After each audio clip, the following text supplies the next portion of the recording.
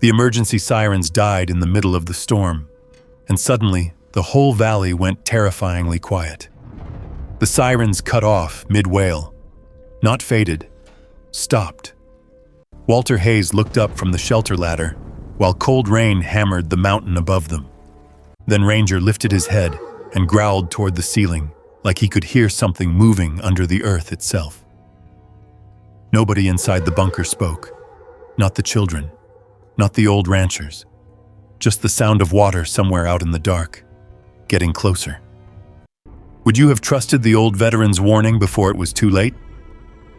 Walter Hayes walked out of the law office carrying a cardboard box that weighed less than a sack of groceries. That was the part that bothered him most. 40 years of marriage. One funeral. One afternoon at a polished conference table in downtown Billings, and somehow his whole life now fit inside a box with a coffee mug, 2 framed photos, and a folded army field jacket that still smelled faintly like cedar and old cigarette smoke. The cold hit him hard the second the glass door shut behind him. Montana cold, dry, sharp, the kind that cut through denim and settled into your bones before winter had even officially started. Walter paused on the sidewalk while people hurried past him with their collars up. Nobody looked at him twice. Just another old man standing alone downtown. A delivery truck slammed its rear door somewhere across the street. Walter flinched before he could stop himself. His shoulders tightened instantly, eyes searching. Exit points, angles, distance. The reaction embarrassed him every time.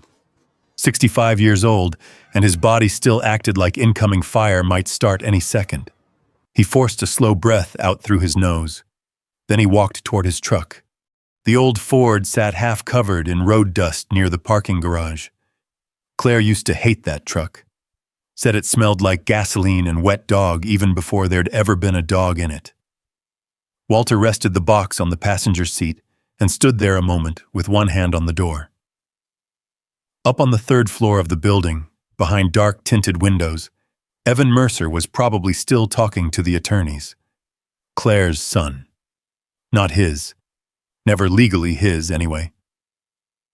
Walter had raised the boy from age 9, sat through Little League games in freezing rain, helped him buy his first truck, paid part of his college tuition after Claire begged him to, and 3 months after Claire died, Evan had taken over every conversation like Walter was a temporary guest in his own marriage.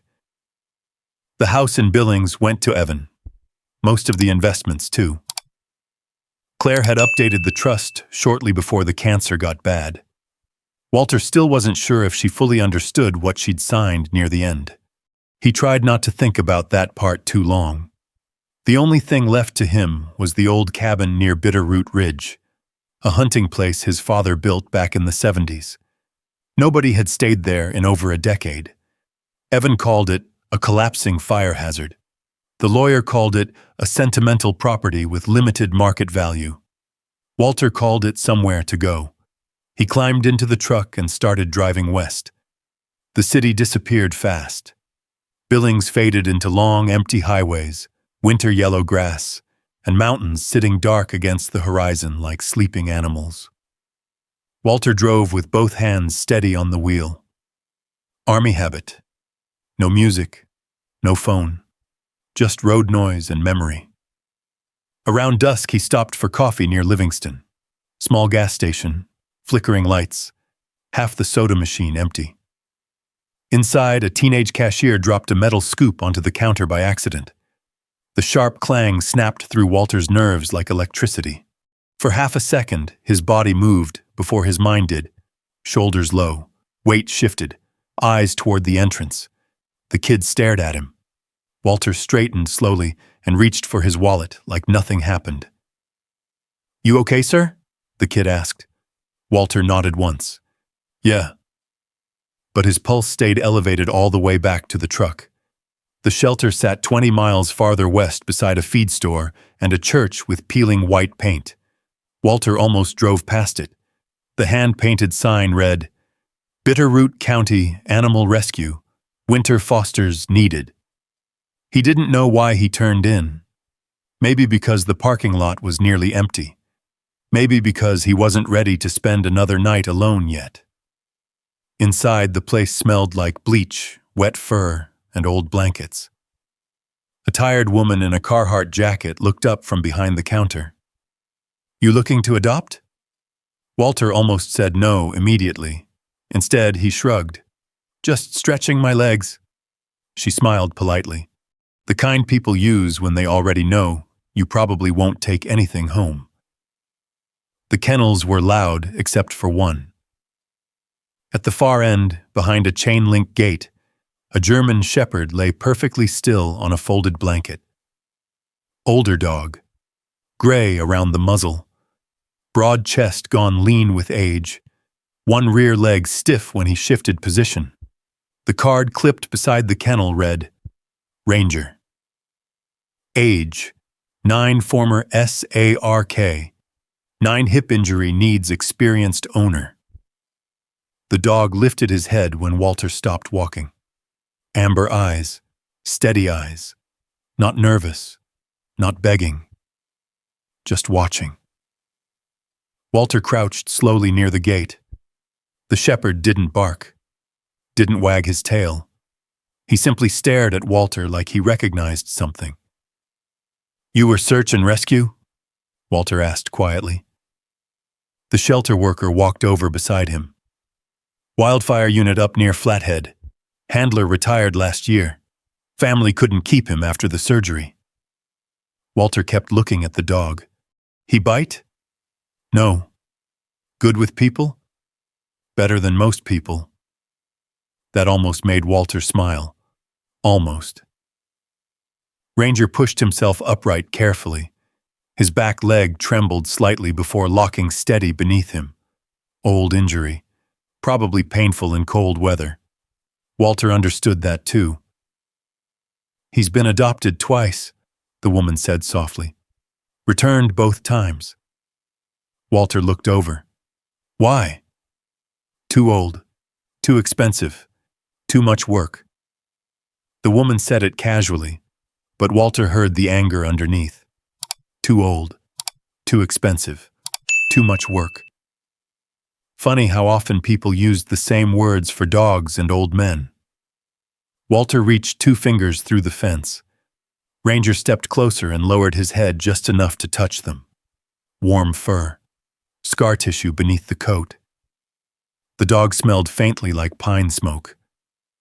Walter swallowed once, then stood up too fast. "I can't take a dog." The woman nodded like she'd heard that sentence 1,000 times. "No pressure." Walter walked out before the silence could change his mind. Night had settled over the valley by then. The mountains looked black against the sky. He climbed into the truck and started the engine, but before pulling out, he glanced back toward the shelter window. Ranger was still there, sitting now, watching him through the glass. Not whining, not pacing. Just sitting there like an old soldier waiting to see who got left behind this time. Walter cursed softly under his breath. 10 minutes later, he was back inside signing paperwork he barely read. The shelter woman blinked at him. "You sure?" "No," Walter said honestly. She laughed tiredly. "That usually means yes." Ranger climbed stiffly into the passenger seat without help. The dog circled once, settled heavily against the door, and let out a long breath. Walter pulled onto the highway as snow began drifting lightly across the windshield. For a while, neither of them moved. Then Walter reached over awkwardly and scratched behind the dog's ear. "You and me both got downgraded, huh?" Ranger didn't react much, just rested his head near the window. Hours later, high up near the mountain pass, Walter stopped at an overlook to clear ice from the windshield. The world out there was silent. Dark pines, frozen guardrails, moonlight on snow. Walter stood beside the truck, rubbing warmth into his hands, when Ranger suddenly climbed halfway out the passenger window with a low growl rumbling deep in his chest. Not loud, not panicked. Warning. Walter turned toward the tree line. Nothing moved. No headlights. No animals. Just black forest and cold wind moving through the mountains. Still, the hairs along Walter's neck slowly lifted. Ranger kept staring into the darkness like he heard something far away that Walter couldn't. And for the first time since leaving Billings, Walter felt the strange, creeping sensation that the mountains were waiting for them. He stood there another few seconds, listening. Nothing. Just wind moving through pine trees high above the road. Walter finally shut the truck door and kept driving. The road narrowed as it climbed into Bitterroot Ridge. Snow drifted across the pavement in thin silver sheets. The old Ford's headlights bounced off frozen guardrails and patches of ice that looked black as oil. Ranger stayed awake the whole drive. Most dogs would have curled up by then. Not him. His ears kept twitching toward the woods. Twice Walter caught him staring uphill toward old logging roads barely visible beneath snow. By the time they reached the cabin, it was after midnight. Walter killed the engine and sat in silence for a moment. The place looked worse than he remembered. The porch leaned slightly left now. One shutter hung crooked beside the front window. Snow had piled against the steps almost knee-high. The cabin sat alone beneath dark timber, surrounded by miles of forest and silence. No neighbors, no traffic, no city glow, just mountains. Walter grabbed a flashlight from behind the seat. "You coming?" Ranger climbed out stiffly, favoring the bad hip for the first few steps before settling into a slow, steady walk. Walter's boots crunched through snow as he made his way to the porch. The key fought him at first. Then the lock finally gave with a hard metallic click.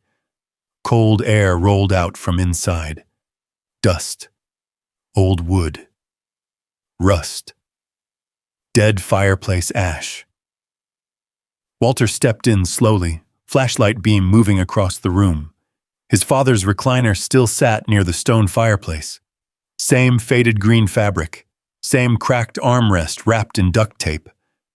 For 1 second, Walter almost expected to see the old man sitting there cleaning a rifle or reading weather reports from the newspaper.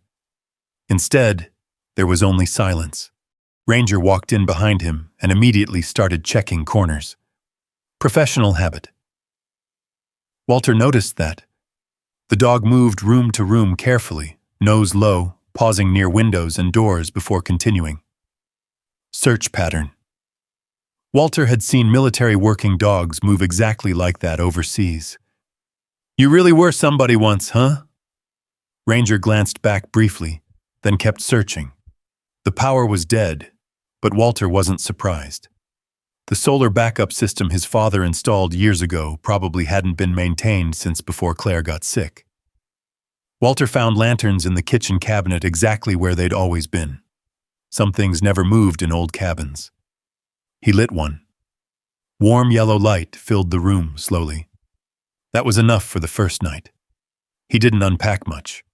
Just a blanket, canned soup, bottled water, and the old field jacket. Ranger settled near the wood stove while Walter worked on getting a fire started. Dry cedar kindling, newspaper, small split logs. His hands remembered the motions automatically. Outside, wind scraped branches across the roof. Walter stiffened every time. Not because of the sound itself. Because at night, tired minds connected sounds to old places. Rotor wash, loose sheet metal, distant mortar tubes. He hated that part most. How memory waited quietly for darkness. The fire finally caught. Orange light pushed shadows across the walls. Ranger lifted his head slightly, but stayed where he was. Walter opened a can of beef stew and heated it over the stove. Then he stared at the second bowl in his hand, before realizing what he was doing. "You don't get onions," he muttered to the dog. Ranger thumped his tail once. That surprised Walter enough to almost laugh. Almost. Later, after the fire burned low, Walter stretched out on the couch under 2 blankets. Ranger stayed on the floor, bar nearby, The cabin creaked constantly. Old wood settling, pipes ticking, wind pressing against the walls. At 2 in the morning, Walter woke suddenly with his pulse hammering. He didn't know why at first. Then he heard it. Whoomp, whoomp, whoomp. His eyes snapped toward the ceiling before his brain caught up. Not helicopters, just loose shutters outside hitting the siding in the wind. Still, sleep was gone after that.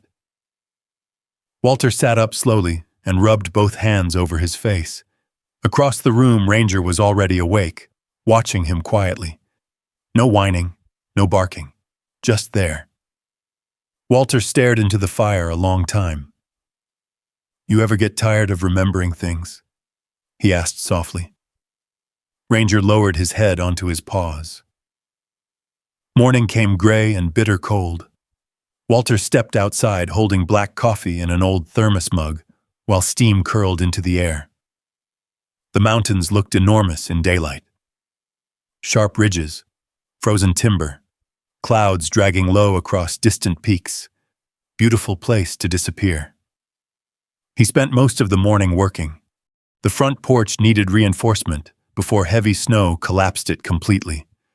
One window frame had split from years of freezing and thawing. The water barrel line behind the cabin had cracked too. Walter moved carefully but efficiently. Military rhythm again. One task, then the next. Ranger followed him everywhere, sometimes so close Walter nearly tripped over him. Around noon, Walter climbed onto the porch roof to clear heavy snow buildup. Halfway through the job, he heard Ranger bark sharply from somewhere behind the cabin. Not playful, alert. Walter climbed down slowly. Ranger stood near the northern tree line, staring uphill toward the forest. Beyond him, partly hidden beneath snow and brush, an old service road disappeared into the timber. Walter remembered it vaguely. County maintenance crews used it decades ago to reach the reservoir higher in the mountain zone, before budget cuts shut the route down. Ranger started moving toward it immediately. "Hey," Walter called. "Walter, easy on that hip." The dog ignored him. Walter followed through knee-deep snow until they reached a bend in the old road. That was when he saw the ground. Part of the slope had collapsed recently. Fresh dirt pushed through snow and ice in a long, narrow crack. Ranger stood beside it with his ears forward. Water trickled faintly beneath the frozen surface. Walter crouched slowly. At first it looked normal enough. Mountain runoff happened everywhere during early thaw cycles. But this water sounded different. Too much pressure. Too steady. He brushed snow aside with his glove. The soil underneath felt strangely warm compared to the frozen ground around it. Walter's eyes narrowed. Then Ranger suddenly stepped back and growled low in his throat. Not at Walter. At the mountain above them. Walter looked uphill toward the unseen reservoir hidden beyond the trees. For a long moment, neither of them moved. Then somewhere deep beneath the ice-covered slope came a dull sound. Not loud, but wrong. A distant cracking groan that rolled through the earth under Walter's boots before fading back into silence. Ranger backed closer to him immediately. Walter kept staring uphill, and for the first time since arriving at the cabin, he stopped feeling like an old man hiding from the world. Now he felt like somebody standing too close to a problem nobody else had noticed yet. Walter stayed there another minute, staring uphill through the trees. The mountain had gone quiet again. No cracking, no shifting earth. Just cold wind moving through pine branches. Ranger stood beside him with his ears forward, body tense. Walter finally straightened slowly. "Let's take a look at town before this gets worse." The drive into Pine Creek took almost 40 minutes. The road twisted through narrow valleys and frozen creek beds, past abandoned barns and snow-covered fences leaning under their own age. Small-town Montana. The kind of place where people waved at trucks they recognized and ignored the ones they didn't. Walter noticed fresh runoff everywhere. Water cutting under roadside ice. Drainage ditches fuller than they should have been in January. That bothered him. Snowpack in the mountains had been heavy all season. If temperatures kept climbing, all that meltwater had to go somewhere. And old reservoirs failed quietly before they failed loudly. The county office sat beside a faded brick post office near the center of town. Walter walked in wearing his old field jacket while Ranger waited in the truck. Inside smelled like burnt coffee and wet boots. A young clerk looked up from behind the counter. "Can I help you?" Walter removed his gloves slowly. "There's runoff coming down from the old reservoir road above Bitterroot Ridge." The clerk blinked. "Okay. I think pressure's building behind the north slope." Another blink. "You with Fish and Wildlife or something?" "No." "County engineer?" "No." The young man leaned back in his chair, already losing interest. "Well, the reservoir's been inactive since the 90s. Walter nodded once. "Yeah, and inactive things break." The clerk gave him the polite smile reserved for difficult old men. "I can leave a note for maintenance." Walter looked around the office. Nobody else seemed concerned. Printer humming. Coffee brewing. Football game playing quietly on a radio somewhere in the back. He knew that feeling. The strange frustration of seeing danger before everyone else did. Overseas, sometimes it had been roadside debris, sometimes silence where there shouldn't be silence. Your gut noticed things before logic caught up. "You got anybody who actually checks those slopes?" Walter asked. The clerk shrugged. "Budget cuts, sir." "Of course." Walter thanked him anyway and walked back outside. The cold air hit harder now. Ranger lifted his head the second Walter approached the truck. "You're smarter than county government already," Walter muttered. Ranger thumped his tail once. Main Street only had a handful of businesses still open through winter. Hardware store, diner, gas station, pharmacy. Walter stopped at the hardware store because he needed pipe insulation and roof nails anyway. The bell above the door jingled softly when he stepped inside. Warm air, smell of lumber and motor oil. An older woman with silver hair looked up from behind the register. She studied Walter for exactly 2 seconds before saying, "You're Arthur Hayes's boy." Walter stopped walking. Nobody had called him that in years. "Used to be," he said. The woman smiled faintly. "Ruth Nolan." Walter recognized her then. Older now, but still sharp-eyed. She'd worked the store back when his father brought him here for fishing hooks and furnace parts. "You still running this place?" "Somebody has to." She nodded toward the aisle. "You look cold." Walter gathered supplies while Ruth rang things up slowly. When he mentioned the runoff near the reservoir road, her expression changed. Not fear exactly. Recognition. "You hear anything strange up there?" she asked quietly. Walter looked at her. "Why?" Ruth leaned both elbows on the counter. 3 winters ago, we had a slide near Miller Creek. Took out half a road overnight." She lowered her voice. "County kept saying it was stable right up until the mountain came down." Walter glanced toward the window. Outside, Ranger sat watching the street through the windshield. "He's a good-looking shepherd," Ruth said. "Search and rescue dog." "That explains the eyes." Walter almost asked what she meant, but his phone buzzed before he could. "Evan." Walter stared at the screen a long second before answering. "What?" No hello, no warmth, straight to the point. Evan sighed heavily into the phone. "You still up at the cabin?" "Where else would I be? I've been trying to reach you." Walter paid for the supplies while Evan kept talking. "There's a development company interested in land near Bitterroot Ridge." Walter closed his eyes briefly. "There it is." "Walter, listen to me. They're offering real money. More than that property's worth. It's not for sale. You haven't even seen the proposal." I said no. Ruth pretended not to listen while organizing screws behind the counter. Evan's voice sharpened. You can't stay up there forever. Walter looked out at the snow-covered mountains beyond town. Watch me. Claire wouldn't have wanted this.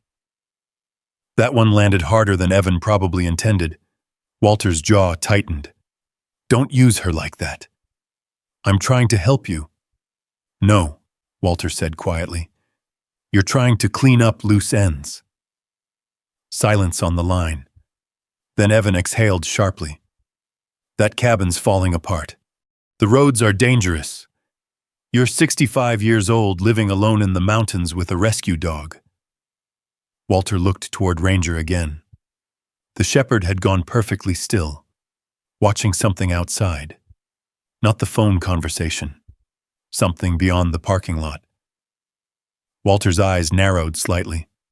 Across the street, a dark SUV sat idling near the diner. Could have been anybody. Maybe nothing.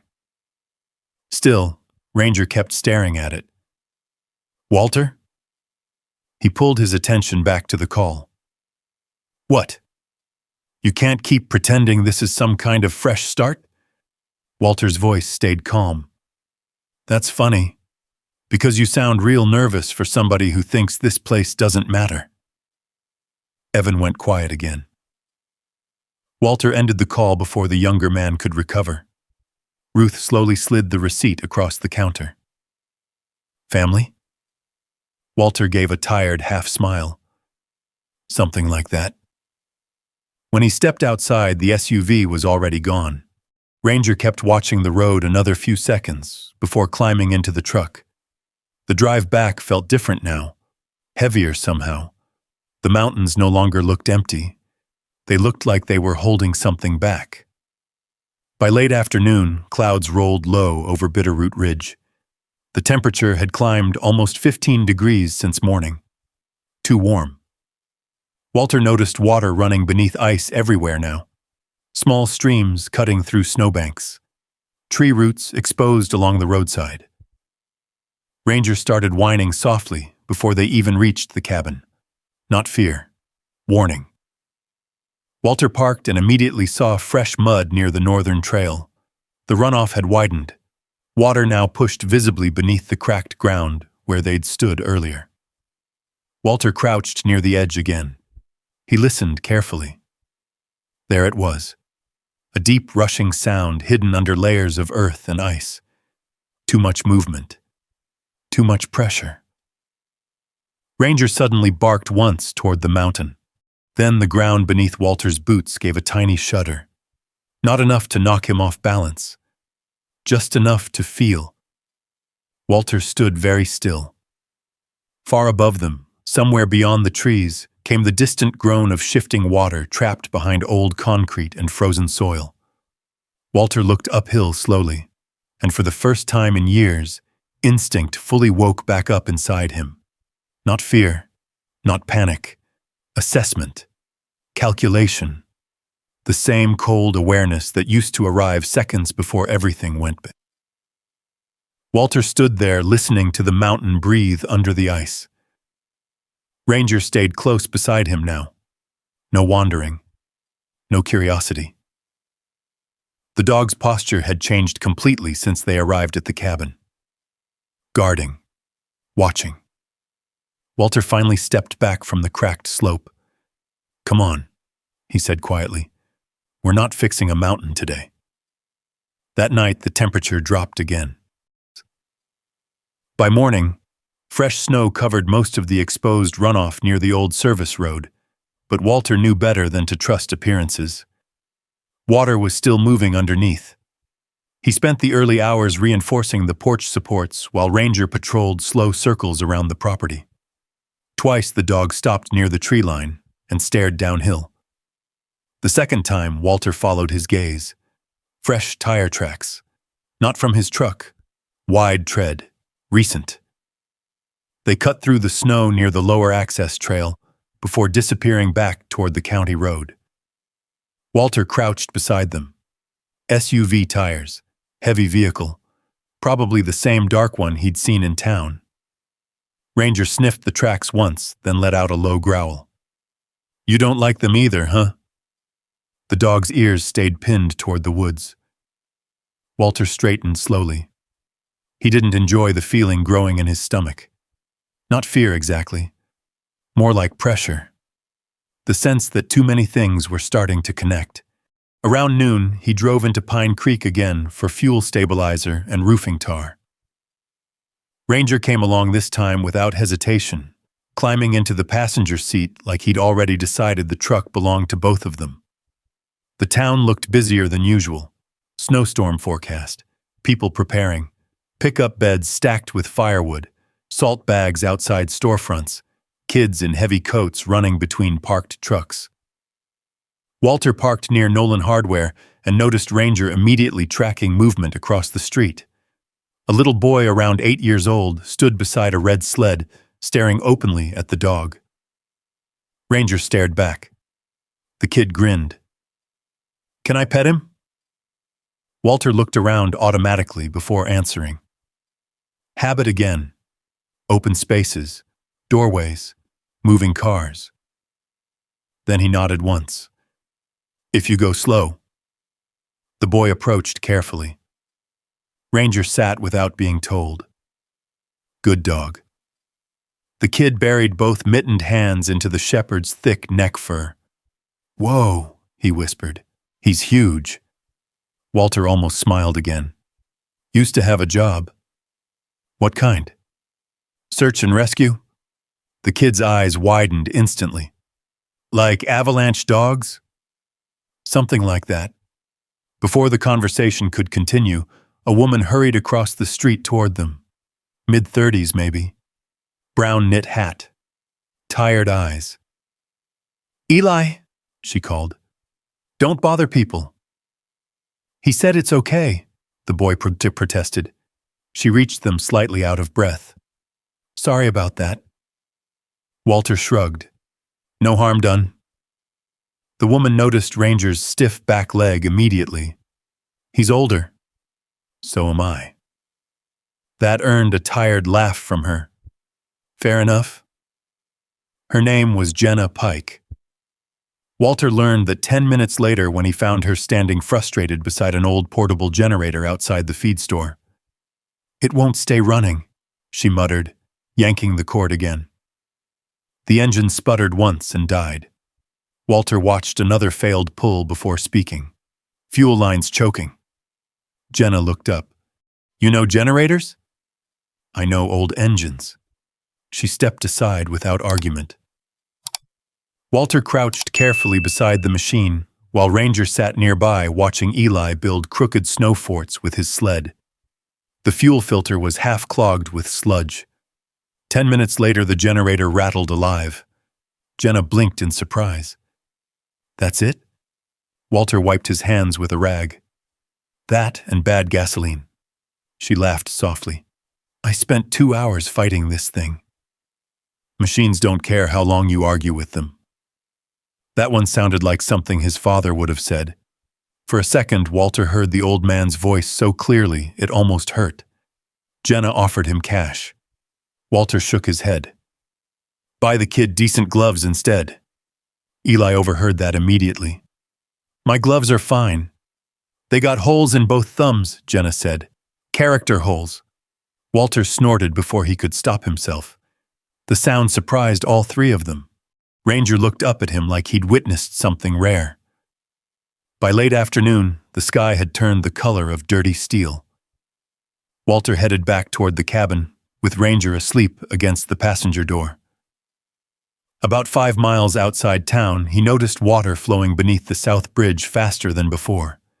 Too fast. He pulled over. Ranger woke instantly. Walter stepped onto the narrow shoulder and studied the bridge supports below. The current had carved away chunks of frozen earth near the concrete base. A long fracture ran along one edge of the roadway. Fresh. Walter crouched for a better look. The bridge wasn't collapsing yet. But if runoff kept increasing, it wouldn't hold heavy weight much longer.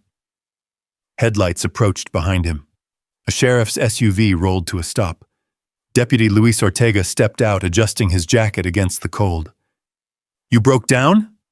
Walter pointed toward the bridge. "That crack wasn't there last week." Luis walked closer. boots crunching on ice. He frowned immediately. "Well," he muttered, "that's not great." Walter glanced at him. "You know about the reservoir?" Luis stayed quiet a second too long. That was answer enough. "The county's known that dam's aging for years," the deputy admitted finally. "Problem is, nobody's had the money to rebuild it." Walter looked back toward the rushing water. "And now?" "Now we pray the mountain holds." Ranger suddenly jumped down from the truck. The dog's head snapped toward the woods bordering the roadside. Then he bolted. Fast. "Ranger!" Walter shouted. The shepherd disappeared through snow-covered brush without hesitation. Walter cursed under his breath and followed, Luis right behind him. They pushed through dense timber until Walter heard something ahead. Crying. Small. Frightened. Eli Pike sat halfway down a shallow ravine clutching his red sled rope with bare, freezing hands. Walter's stomach dropped. The kid must have wandered from one of the roadside pullouts farther up the highway. Ranger stood directly beside the boy, blocking him from moving deeper downhill. Not barking. Containing him. "Hey, buddy," Walter called calmly. "Don't move." Eli's face crumpled the second he saw them. "I couldn't find the road." Walter climbed carefully down the slope while Ranger stayed planted beside the child. Search dog instincts again. Protect and hold position. Walter removed his gloves and pulled an extra wool cap from his pocket. The boy's fingers were ice cold. "You hurt anywhere?" Eli shook his head hard. "Just scared." "Yeah," Walter said quietly. "That part I understand." He lifted the kid carefully and carried him back uphill through the snow. At the roadside, Luis was already calling Jenna on the radio. 10 minutes later, her truck came sliding into the turnout too fast. She jumped out, pale as paper. The moment she grabbed Eli, she started crying from pure relief. Walter looked away to give her privacy. Ranger sat calmly beside him, snow collecting on his back.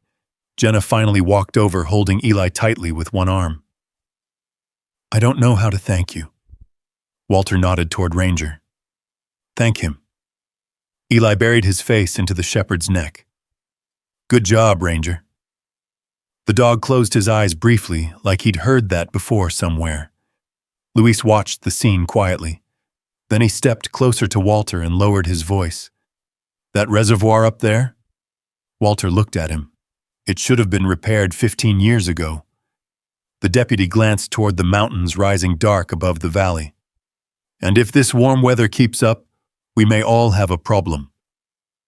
Walter drove back to the cabin with those words sitting heavy in his chest. Problem. That was a small word for what his instincts were starting to tell him. The road up Bitterroot Ridge had turned slick from runoff, freezing over again after sunset. The truck tires crunched slowly through patches of ice while Ranger stayed alert beside him, staring out the windshield like another set of eyes of us. When they reached the cabin, Walter killed the engine, but didn't get out right away. The mountain felt different tonight, restless. Wind moved hard through the pines, carrying the sound of distant rushing water from somewhere higher up the ridge. Ranger's ears twitched immediately. "Yeah," Walter muttered. "I hear it too." Inside, the cabin was cold enough to see his breath.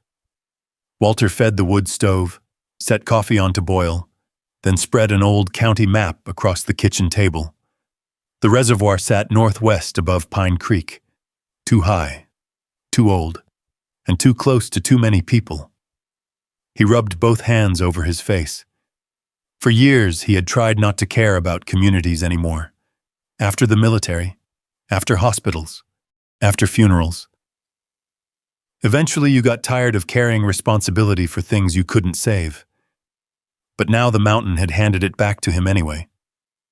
Ranger suddenly stood from the rug and walked toward the back storage room. Walter glanced up. "What?" The shepherd disappeared behind stacked toolboxes. A second later, Walter heard scratching. Persistent. He followed the dog into the narrow room lit by one hanging bulb. Ranger stood beside an old wooden workbench against the wall, nose pressed near the floorboards. Walter frowned. The workbench belonged to his father. Arthur Hayes never threw anything away. Coffee cans full of nails, rusted hinges, old hunting licenses pinned to the wall. Walter crouched slowly beside Ranger. "What you got?" The dog pawed once against a loose plank. Walter grabbed a screwdriver from the bench and pried carefully. The board lifted easier than expected. Underneath sat a long metal storage box coated in dust. Walter stared at it quietly. He hadn't seen this thing since he was probably 16. His father used to keep important papers locked inside. Deeds, insurance forms, old photographs. Walter carried the box into the kitchen and opened it beside the stove. The smell hit him first. Old paper, oil, cedar wood. Inside were rolled blueprints tied with faded string. Walter untied them carefully. Ranger rested his head against Walter's knee while he spread the papers across the table. Concrete measurements, ventilation shafts, drainage layouts. Walter's eyes narrowed slowly. This wasn't some hunting cellar. This was a real storm shelter, large enough for dozens of people, built directly into the hillside behind the cabin. Handwritten notes filled the margins in his father's blocky script. Flood season access route. Fuel rotation every 6 months. Emergency water storage. Walter leaned back slowly in his chair. "Jesus, Dad." He remembered the flood now. He'd only been a teenager, but he still remembered helicopters flying over Pine Creek and National Guard trucks crawling through mud. 3 people had died downstream when the spring runoff overwhelmed the valley. His father barely spoke for weeks afterward. Walter kept reading. Most of the shelter materials had come from leftover county construction supplies and salvaged steel bought legally through local contractors. Nothing secret, nothing military. Just one stubborn mountain man preparing for the next bad year nobody else wanted to think about. Ranger suddenly lifted his head toward the back wall. Then he stood and limped toward the rear door. Walter followed him outside with a flashlight. Snow crunched under their boots. Ranger moved along the hillside behind the cabin before stopping beside a collapsed pile of branches half buried under snow. The dog sniffed hard, then scratched twice. Walter pushed branches aside and uncovered a rusted metal pipe sticking from the ground. Ventilation shaft. His father's shelter was really there. Walter stood silently in the freezing dark. The realization settled slowly. All those years he thought his father had hidden away up here because he wanted isolation. Maybe that wasn't true. Maybe the old man stayed because somebody had to prepare for when things went wrong. The next morning, Walter drove into Pine Creek carrying the blueprints rolled under one arm. Ruth Nolan looked up from unpacking boxes when he entered the hardware store. "Well," she said, "you look like a man who found trouble." Walter laid the blueprints on the counter. Ruth adjusted her glasses, then blinked. "Your father built all this?" "Looks like." She studied the diagrams carefully. "I'll be damned." An hour later, Deputy Luis Ortega stood with them beside the shelter entrance behind the cabin while Ranger circled the tree line nearby. Luis whistled softly when Walter pulled open the heavy steel hatch hidden beneath brush and snow. The hinges groaned but held. Cold air drifted upward from below. Walter clicked on a flashlight. Concrete stairs descended into darkness. "After you," Luis said. Walter snorted quietly. "Coward." The shelter smelled stale but dry. Dust coated everything. Still, the structure itself looked solid. Rows of old metal bunks lined one wall. Storage shelves, water barrels, a diesel generator beneath a tarp. Luis slowly turned in a circle.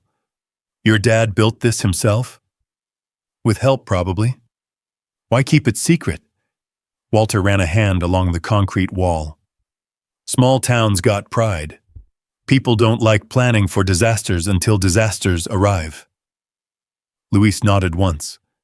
That sounded true enough. They spent most of the afternoon checking systems. The generator coughed twice before roaring alive in a cloud of smoke and dust. Lights flickered weakly overhead. Ranger barked once from the stairwell like he approved.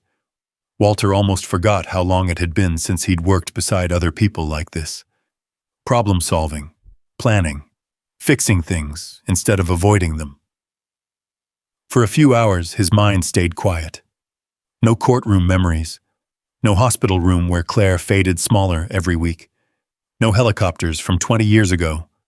Just work. Simple, honest work. By evening, Ruth arrived carrying 2 thermoses of chili and a toolbox bigger than she was. "You boys look useless," she announced. Luis laughed. Walter blinked at her. "I'm starting to think you just enjoy bossing people around." "Correct." They ate sitting on old supply crates beneath dim shelter lights while snow melted slowly outside. Ruth glanced around the room. "You know," she said quietly, "if things ever got bad up here, this place could save people." Walter stared down into his coffee.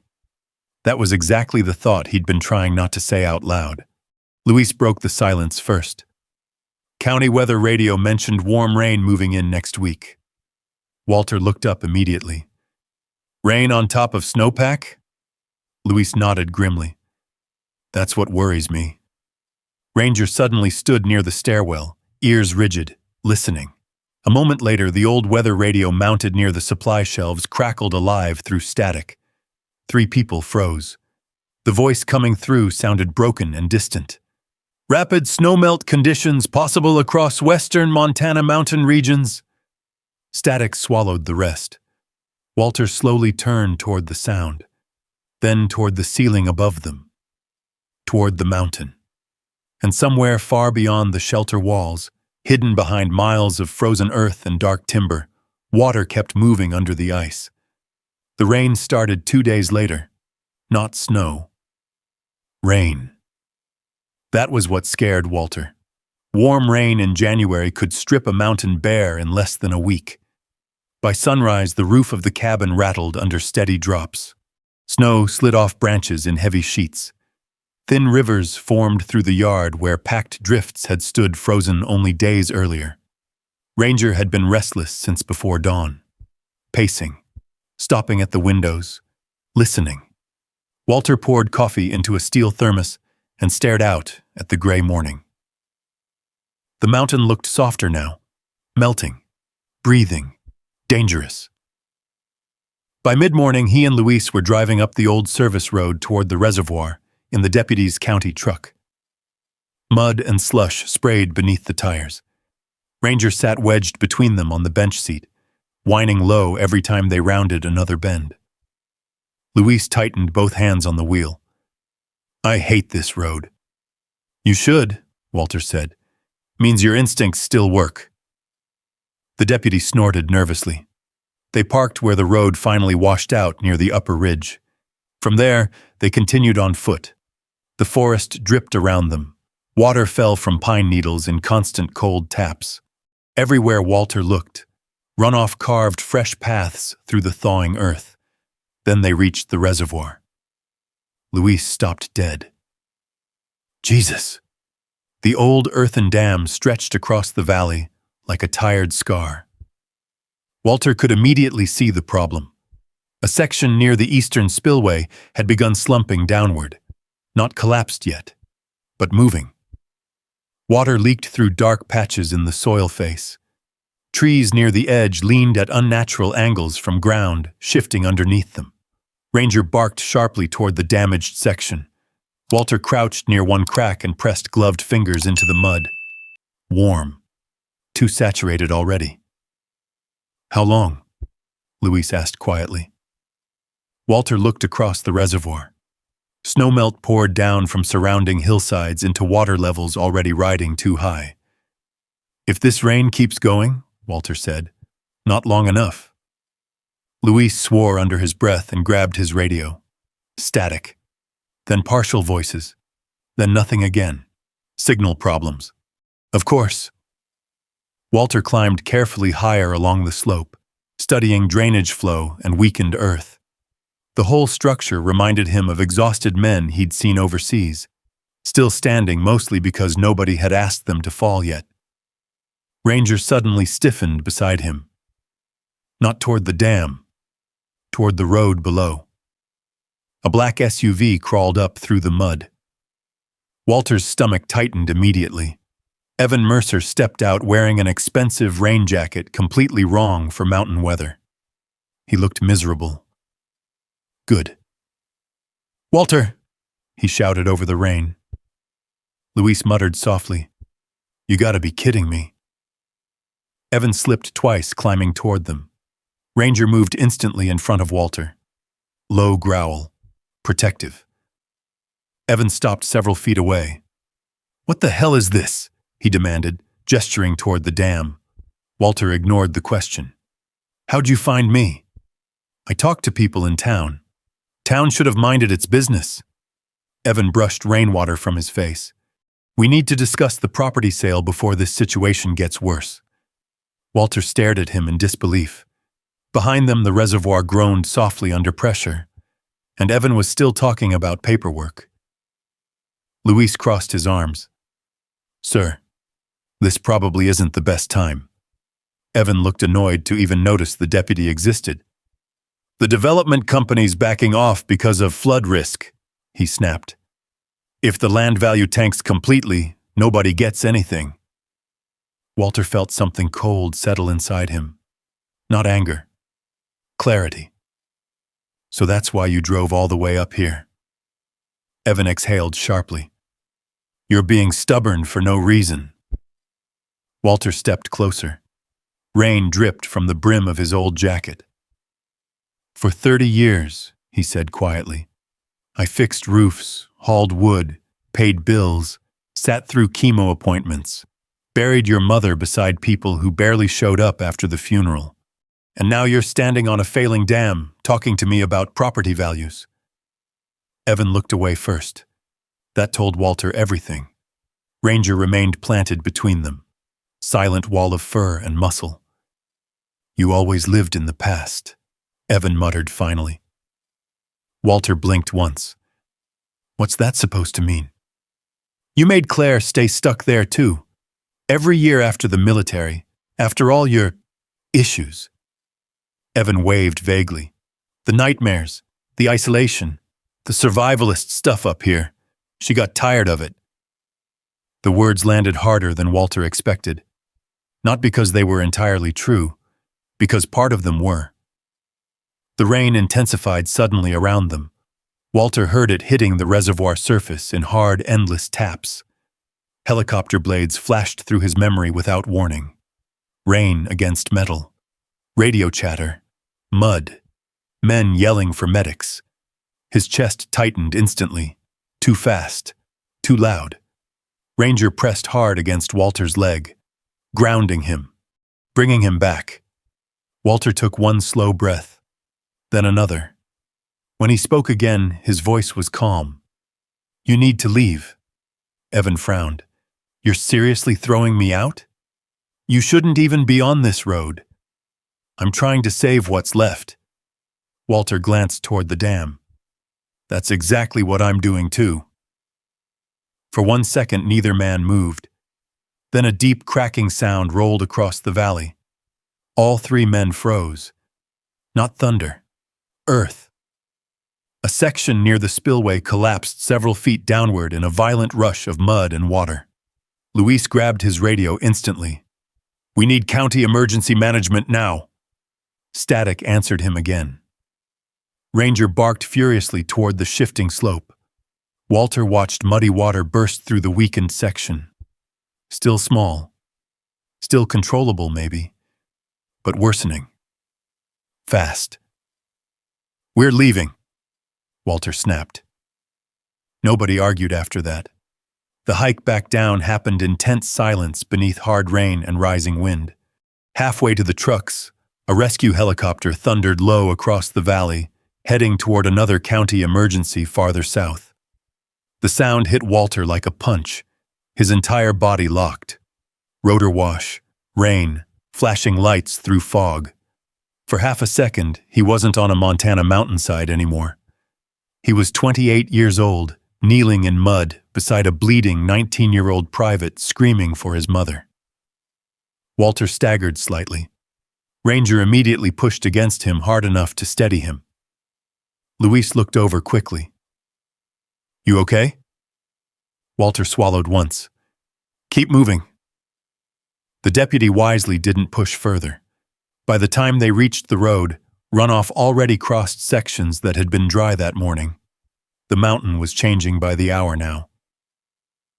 Evan reached his SUV first. Before climbing inside, he looked back at Walter one more time. "If this all falls apart," he said, "that cabin won't be worth saving." Walter stared at him through cold rain, then looked toward the valley below, toward Pine Creek, toward families and bridges and old people living alone in narrow houses near the river. Finally, he answered quietly, "It's not the cabin I'm worried about." Evan drove away, spraying mud behind him. Ranger watched the disappearing taillights until they vanished through the trees. Then somewhere far above them, hidden by rain and fog, an old warning siren suddenly echoed once across the mountain. Long, broken, uneasy. Walter turned sharply uphill. The sound cut off mid-wail. Silence followed, and somehow that silence felt worse. Walter stood in the rain, staring toward the mountain ridge where the warning siren had died mid-cry. Ranger pressed close against his leg.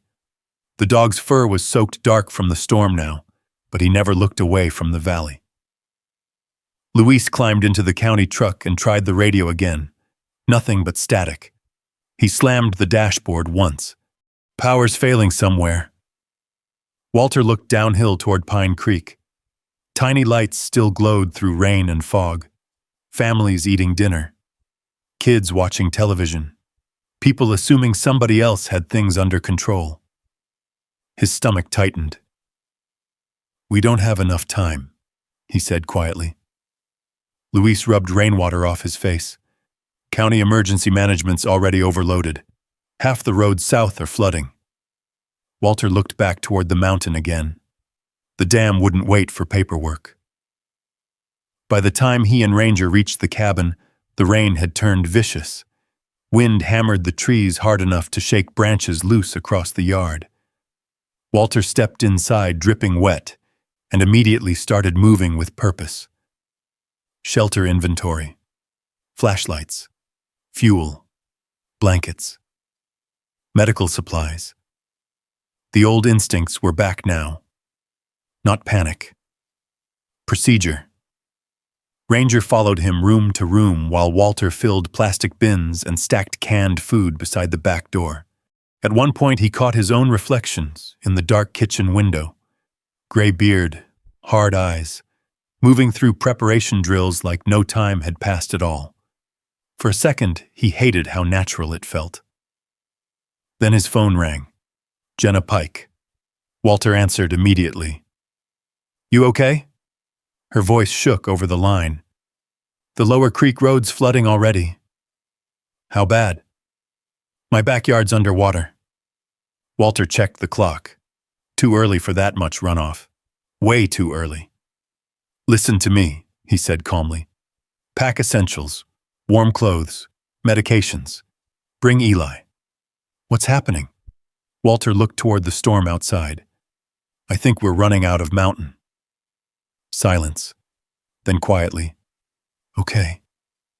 Over the next 3 hours, Walter made calls with Luis, helping coordinate from town. Some people listened immediately.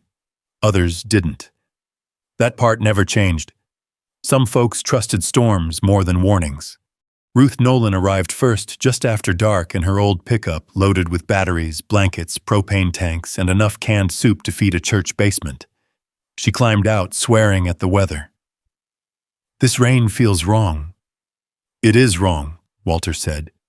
Together they hauled supplies into the shelter, while Ranger paced the perimeter with growing agitation. The old shepherd stopped every few minutes to stare uphill toward the hidden reservoir, listening. By 8 o'clock, the county officially issued a flood advisory. Not evacuation, advisory. Walter almost laughed hearing it over the emergency radio. Too soft, too late. Luis arrived an hour later with 2 volunteers and a trailer full of folding cots borrowed from the high school gym. Rainwater streamed off all of them. "We lost South Bridge access," Luis reported. "Road's gone." Walter nodded once. "How many people know to come here?" "Maybe 15 families. Not enough." Luis looked exhausted already. "Some still think you're overreacting." Walter said nothing. He just kept organizing supplies. Medication table, lanterns, water filtration, blanket stations. His hands moved automatically now, like muscle memory from another lifetime. Ruth watched him quietly while labeling bins with black marker. "You've done this before." Walter kept working. Field hospitals, temporary shelters after floods overseas, earthquake cleanup once. Ruth studied him a moment. "No wonder the dog follows you around." Walter glanced toward Ranger. The shepherd stood at the open hatch, watching rain hammer the trees. "He follows people who need jobs," Walter muttered. Close to midnight, the storm intensified again. The shelter lights flickered once, twice, then steadied. Outside sounded like the whole mountain was dissolving. Vehicles finally started arriving in earnest after that. Pickup trucks, minivans, mud-covered SUVs crawling through rain and darkness toward the cabin. Families carrying sleeping kids wrapped in blankets. Older couples clutching oxygen tanks and grocery bags full of medication bottles. Fear had finally outrun pride. Walter met every vehicle personally. Quick directions. Stay calm. Watch your footing. Lanterns below. Move carefully on the stairs. Ranger worked beside him without command. The dog guided people toward the hatch, staying close to elderly residents struggling across slick ground. At one point, an older man nearly slipped near the entrance. Ranger planted himself beside him immediately, solid enough to lean against. "Good dog," the man whispered shakily. The shepherd stayed there until the man regained balance. By 1 in the morning, nearly 30 people crowded inside the shelter. Children cried softly. Lantern light bounced against concrete walls. Wet coats steamed slowly in the warmth from propane heaters.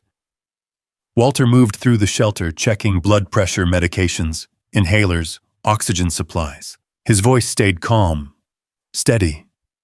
People listened to him now, not because he demanded it, because he sounded like somebody who knew what came next. Luis approached him near the supply shelves. "We got a problem." Walter looked up immediately. "Jenna?" Luis nodded grimly. "She called 20 minutes ago, said she was leaving her place." "And?" "No answer since." Walter's jaw tightened. "Where's Eli?" "With her." Rain hammered above them so hard now the ceiling itself seemed to vibrate. Walter grabbed his coat instantly. Luis stared at him. "You can't seriously go back out there." Walter was already checking flashlight batteries. "If Lower Creek flooded, they could be trapped.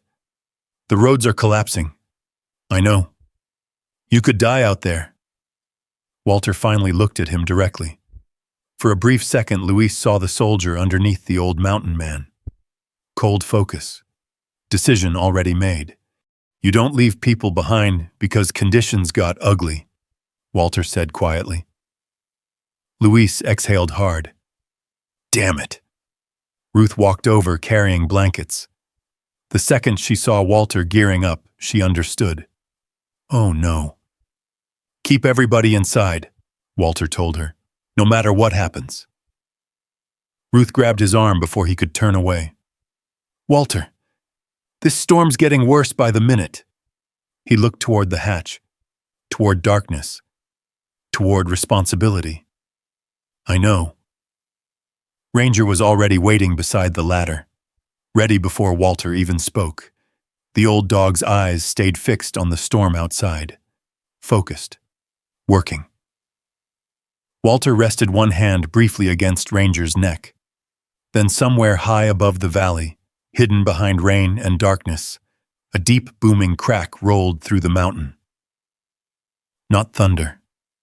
Something bigger. Every person inside the shelter froze. Walter slowly lifted his eyes toward the ceiling, and this time even he looked afraid. The sound rolled across the mountain again.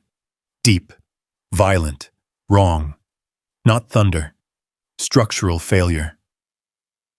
Luis swore under his breath. Oh God. Walter moved instantly. Ruth, nobody leaves this shelter. Lock the hatch after us unless you hear my voice. You can't go out there now, Ruth snapped. I already know that.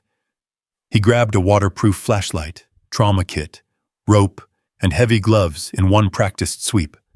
Ranger stood shoulder to shoulder beside him, ready, working. The people inside the shelter watched silently as Walter climbed the ladder into the storm. Rain hit like gravel. The wind nearly shoved him sideways the second he stepped outside. Somewhere above the valley came another cracking boom, followed by a low roar that didn't stop. Walter froze for half a second. Water, moving fast. Luis climbed out behind him, pulling his jacket tighter. That's the spillway, he shouted over the storm. No, Walter yelled back. His stomach dropped. That's the hillside giving way. They reached the county truck parked beside the cabin and started downhill through sheets of rain so heavy Walter could barely see the hood. Ranger stood braced between the seats, eyes locked forward. The radio spat broken emergency chatter through static.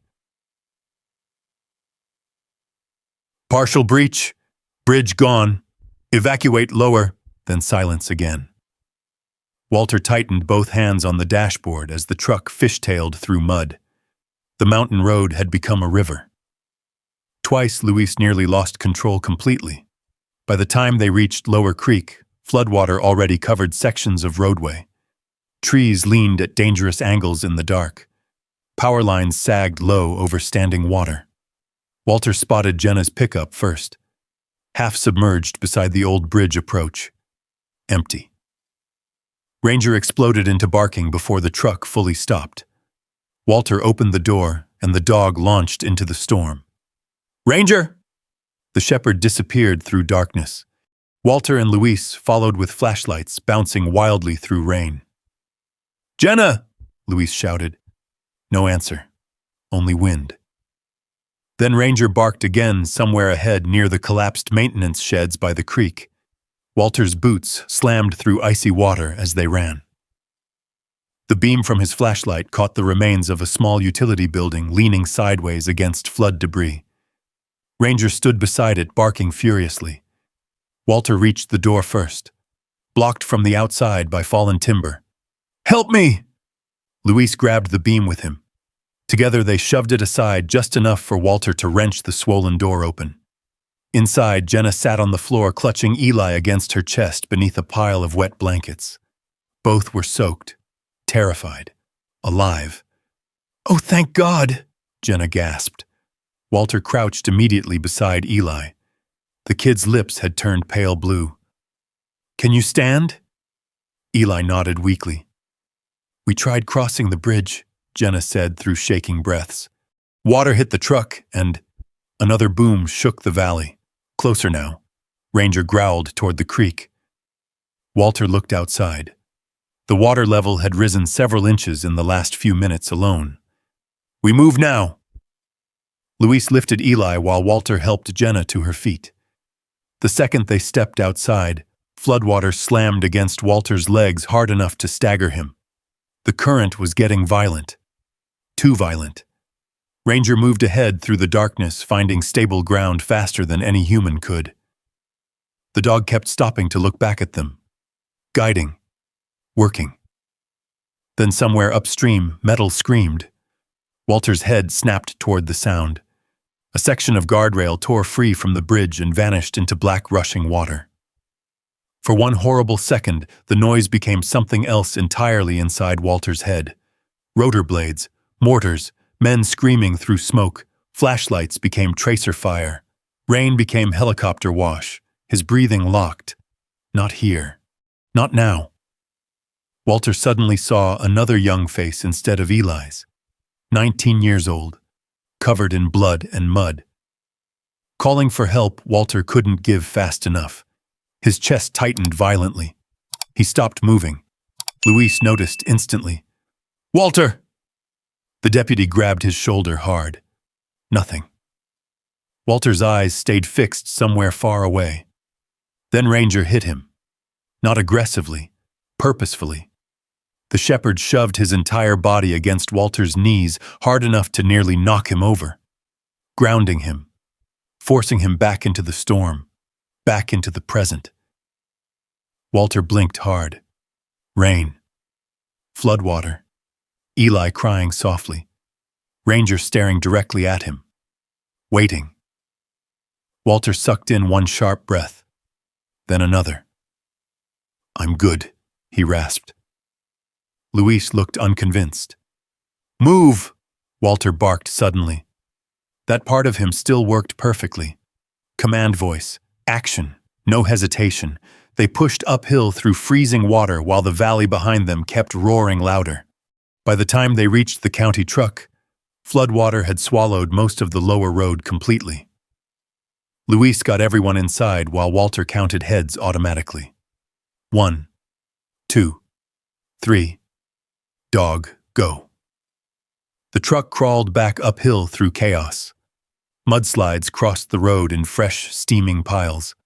Twice they had to stop so Ranger could help guide them around washouts hidden beneath floodwater. The old shepherd never hesitated once. Walter kept glancing at him between flashes of lightning. That dog should have been retired. Broken hip, too old, too worn down. Instead, he was outworking everyone, including Walter. The shelter lights finally appeared through the rain around 3 in the morning. Walter had never been so relieved to see concrete in his life. People rushed forward the second they opened the hatch, hands reaching for Jenna and Eli. Blankets, hot drinks, voices, life. Ruth grabbed Walter's arm. "We heard the mountain collapse." "Partial breach," Walter said breathlessly. "Water's coming fast." Ranger stumbled slightly beside him for the first time all night. Walter immediately knelt. The dog's breathing had turned rough. One paw bleeding from broken ice somewhere downhill, still wagging his tail once when Eli wrapped shaking arms around his neck. "You found us," the boy whispered. Ranger rested his head against the kid's shoulder. Walter looked around the crowded shelter. Exhausted faces, scared children, old people pretending not to panic. And beyond the concrete walls, the mountain was still breaking apart piece by piece. Then the hatch above them rattled violently. Everyone froze. 3 heavy knocks echoed through the shelter. Walter slowly stood. Luis looked toward him. Who the hell would still be out there?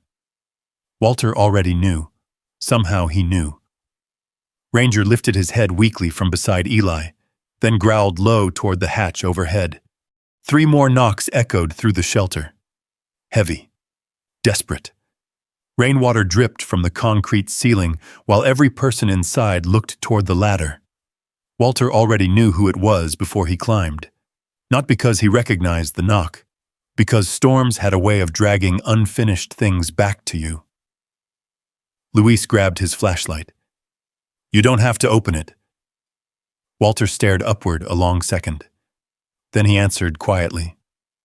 "Yeah, I do." He climbed the ladder slowly. The hatch groaned open against wind and rain. Cold air slammed into him instantly.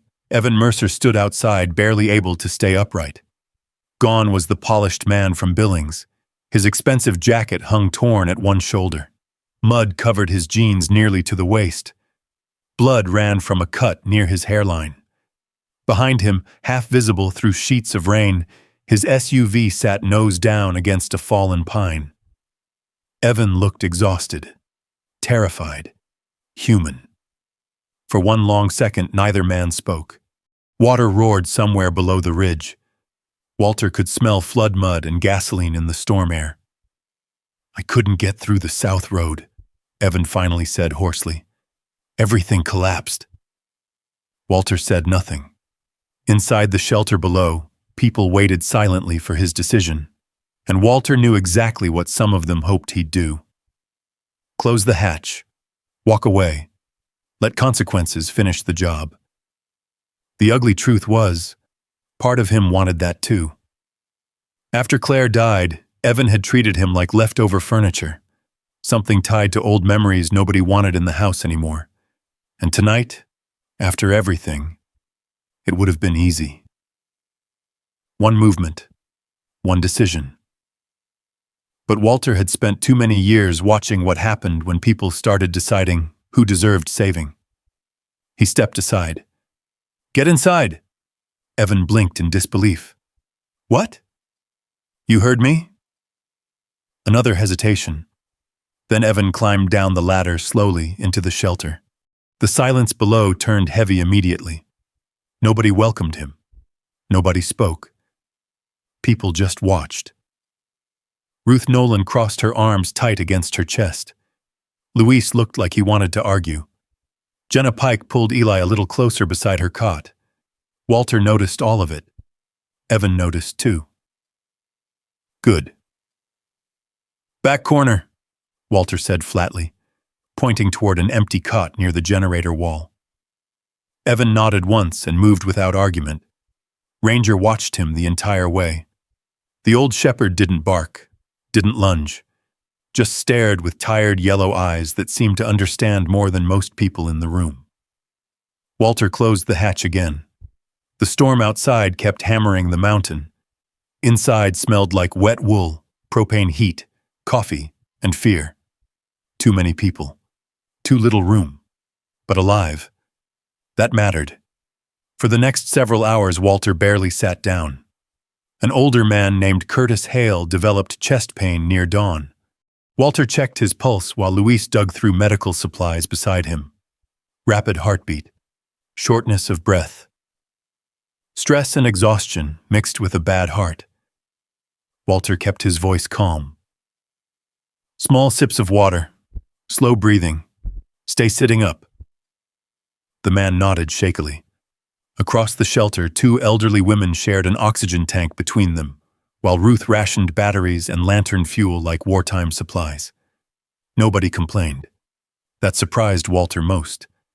Disaster stripped people down fast. Sometimes you found the worst in them, sometimes the opposite. Ranger finally lay down near the shelter entrance around 4 a.m, completely exhausted. His injured paw bled through the fur despite Walter wrapping it twice already. Still, every time somebody approached the hatch, the dog lifted his head to check. Working. Always working. Walter sat beside him for the first quiet moment all night. He rubbed slowly behind Ranger's ears. "You stubborn old bastard!" The dog thumped his tail weakly once. Walter looked around the crowded shelter. Children sleeping against parents. People sharing blankets with neighbors they barely knew. Luis passed out sitting upright against a supply crate with his radio still in one hand. And in the far back corner, Evan sat alone staring at the concrete floor. Rainwater dripped steadily from his sleeves. He looked smaller somehow. Older, too. Walter recognized that look. A man finally seeing himself clearly for the first time. Near dawn, Evan approached slowly, while Walter checked oxygen levels for one of the elderly residents. "Walter." Walter didn't answer immediately. Evan swallowed hard. I didn't know it was this bad." "No," Walter said quietly. "You didn't." Another silence. The storm above them had softened slightly now, but water still roared somewhere beyond the shelter walls. Evan rubbed both hands together nervously. "I should have listened." Walter finally looked at him. Years ago, he might have wanted an apology. Might have needed one badly enough to build his whole life around hearing it. Not anymore. Evan's voice cracked slightly. When Claire got sick, I didn't know how to stay around all the grief anymore. Walter's face stayed still. She was my mother. And my wife. Evan lowered his eyes. I know. Walter studied him for a long moment, then finally spoke. You think abandoning people hurts less if you do it before they disappear. Evan looked up sharply. The sentence landed because it was true. Walter knew that kind of fear intimately. After the war, after funerals, after hospitals. You started backing away from pain before it could bury you too. But sometimes all that did was leave somebody else standing alone. Evan sat heavily onto a nearby crate. I kept telling myself selling the land made sense. You wanted closure. I wanted everything to stop reminding me of her. Walter nodded slowly. For the first time all night, anger loosened its grip just a little. Not forgiveness. Never that simple. Just understanding. And understanding could be dangerous sometimes. Ranger suddenly lifted his head again. The dog listened toward the ceiling. Everyone in the shelter slowly went quiet with him. The rain had changed. Lighter now, dripping instead of hammering. Walter climbed halfway up the ladder and cracked the hatch open carefully. Cold, gray morning light spilled inside. The storm was finally moving east. He stepped outside onto soaked earth and stopped cold. The valley below looked nothing like it had yesterday. Sections of road simply gone. Trees ripped sideways from mudslides. Floodwater spread across low fields like a dark inland sea. Smoke rose from a few emergency fires in the distance. Behind him, the shelter hatch creaked open wider. People began climbing out carefully into the morning. Silent. Staring. Some cried softly at the sight of the damage. Others just stood there numb. Walter watched them gather beside the cabin while pale winter sunlight slowly broke through clouds for the first time in hours. Alive. All of them alive. Ranger limped out last beside Eli. The boy wrapped both arms around the shepherd's neck. You saved everybody, he whispered. Walter looked down at the old dog standing exhausted in the weak sunlight. Scarred hip, bleeding paw, gray around the muzzle. Still here, still choosing to stay. Walter rested one hand gently against Ranger's back. And for the first time since Claire died, the crushing feeling of being left behind loosened inside him just enough to let something else in. Not peace. Not yet. But maybe the beginning of it. Walter stood beside the shelter entrance while cold morning light slowly spread across Pine Creek Valley. The floodwater still moved below like a dark animal searching for somewhere else to destroy. Helicopters arrived before noon. Not military. National Guard and county rescue crews from Missoula. The sound still tightened something deep inside Walter's chest anyway. Years of memory never really disappeared. Rotor blades, cold air, stretchers, people screaming over radios. For a second, he was back in another place entirely. Dry heat instead of snow. Dust instead of rain. Then Ranger leaned gently against his leg. Solid. Present. Walter blinked hard and focused on the mountains again. The rescue crews worked for hours pulling stranded families from rooftops and isolated roads. Some homes survived, some didn't. The South Bridge was gone completely. Half the lower road near Pine Creek had washed into the river, but the death toll stayed miraculously low, mostly because people had reached the shelter before the worst of the flooding arrived.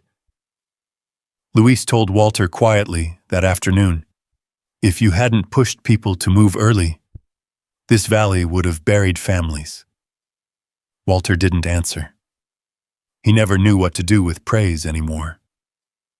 By the second day after the storm, the cabin ridge had turned into a temporary command point. Generators hummed constantly, Volunteers carried fuel, blankets, bottled water, and medical supplies up the muddy slope. Ruth Nolan organized food like she'd been preparing for disasters her whole life. Jenna handled names and missing person lists inside the shelter. Even Eli helped by carrying flashlight batteries in both coat pockets like tiny pieces of treasure. And everywhere Walter went, Ranger limped behind him. People started greeting the dog before greeting Walter. Kids slipped him pieces of bacon. Old ranchers scratched behind his ears. One woman cried while hugging the shepherd because he reminded her of a dog she'd lost years ago. Ranger accepted all of it calmly, like he understood people needed comfort more than words.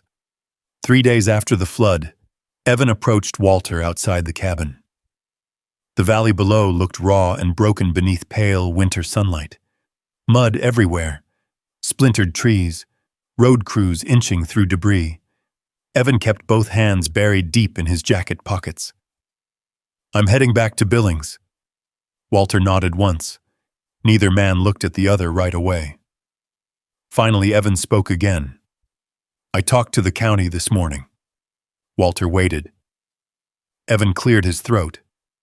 "The cabin and the surrounding land stay yours, completely." A long silence followed. "The resort company backed out anyway," Evan added quietly. "After the flood risk reports." Walter almost laughed at that. Nature had settled the argument faster than either of them could. Evan looked tired. Not physically this time. Something deeper.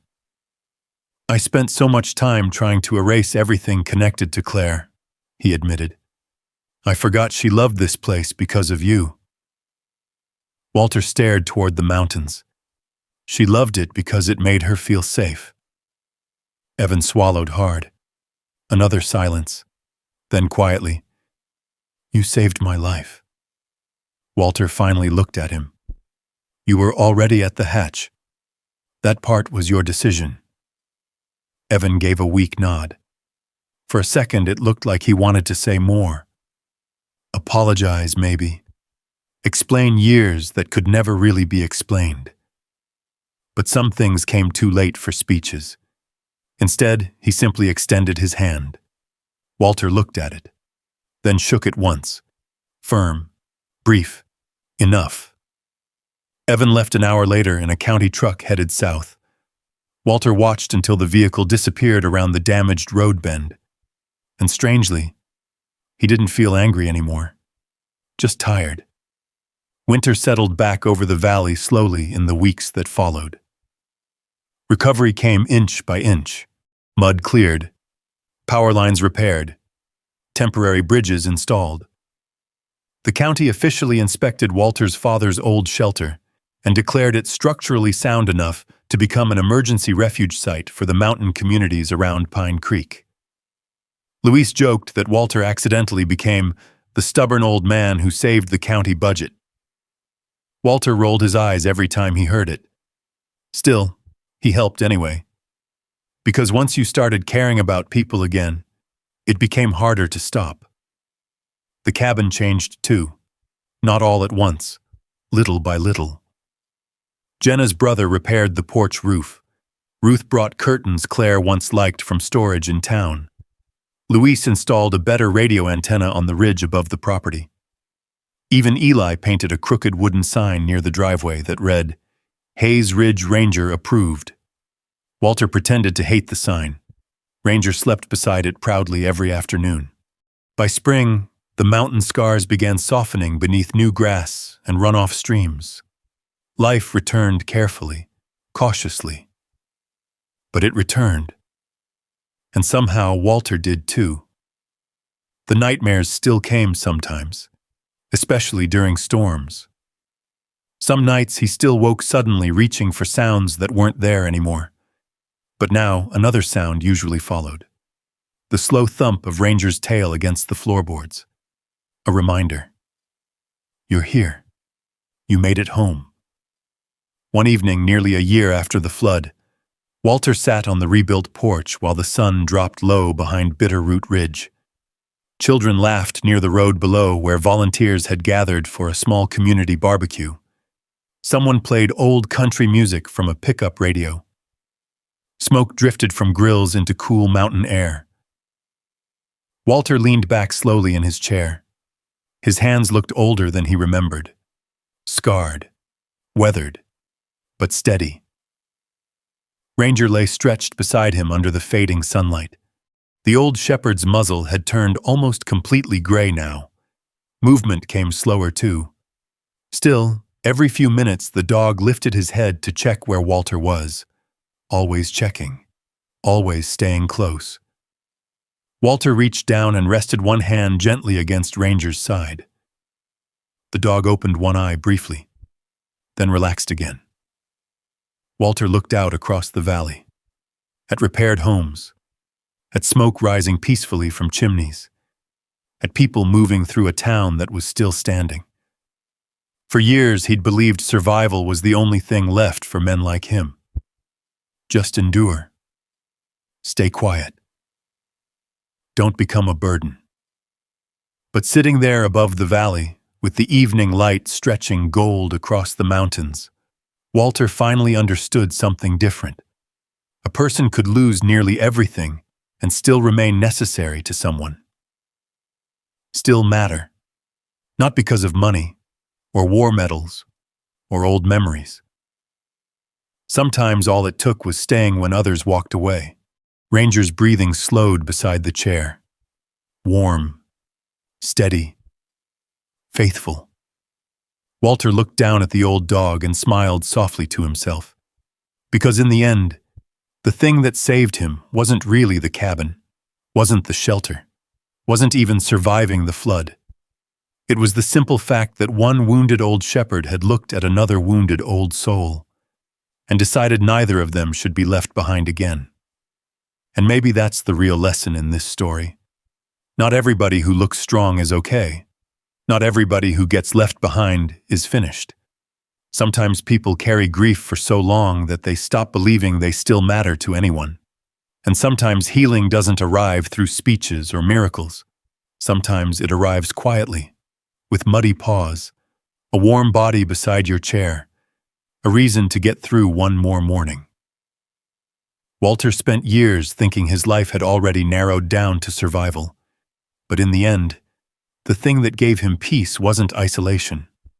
It was purpose, community, and the choice to keep showing up for people even after life had hurt him deeply. Ranger never cared about Walter's age, or his past, or the things he lost. He just stayed. And honestly, a lot of people in this world could learn something from that kind of loyalty. So before you go, tell me this in the comments. Do you believe a dog can truly save a person's life?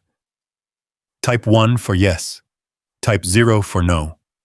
And if this story meant something to you, you're always welcome here for the next one.